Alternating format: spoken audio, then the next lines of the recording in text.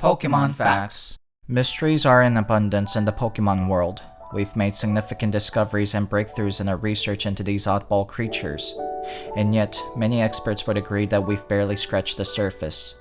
After thousands of years, we've barely managed to cover the tip of the iceberg. But the single most head-scratching mystery involves the Tangelas and tangrowths. For the longest time, we couldn't figure out whether their face is hidden in the vines or if the vines are their faces. To most people, they look like a bunch of perverts covered in green pasta. But any attempts to remove their weird growth turned out to be futile, as they grew right back. Of course, this was all done with the permission of the Tangelas. We weren't sure if the vine-like substance had nerve endings and we didn't want to cause them any unnecessary pain. When we communicated all of this with the creatures, even they seemed curious. They too wondered if there was a face underneath after all. So our team came up with a plan to use torches to see if we could burn off the foliage. We thought maybe burning them off would slow their growth, enough to let us uncover their faces.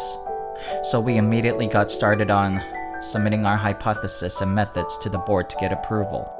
After 2 weeks, we didn't receive a single word, so we reached out to the board.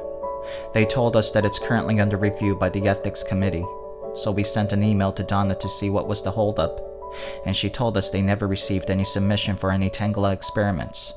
How curious, we thought, so we reached out to the board once more to figure out what's going on, but they stonewalled us and refused to answer our calls.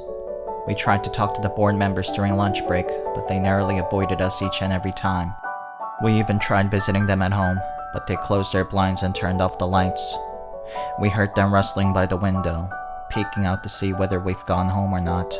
Eventually we got fed up and tried to run the experiment without their approval, and were immediately shut down. Armed guards busted through our research center and took away our equipments, data, and even our subjects. One of my assistants tried to fight the guard and was immediately tackled to the ground and arrested.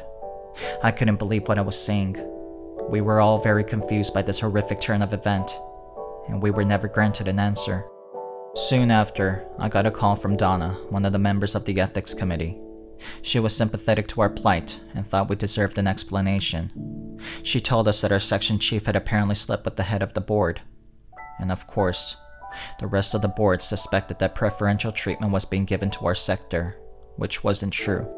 But it was enough to stoke the fires of jealousy. Enough for them to bury our research and make sure nothing ever got done in our sector. It was all very stupid and petty. It made me sick to my stomach. Then it occurred to me, perhaps there wasn't as many mysteries to be uncovered in the Pokemon world as I initially thought. Perhaps company politics also got in the way of many other researches in the past. And now they're all rotting away in some boxes, in an undisclosed warehouse, never to see the light of day. I'm a mechanical bull in a china shop, and this has been another episode of Pokemon Facts.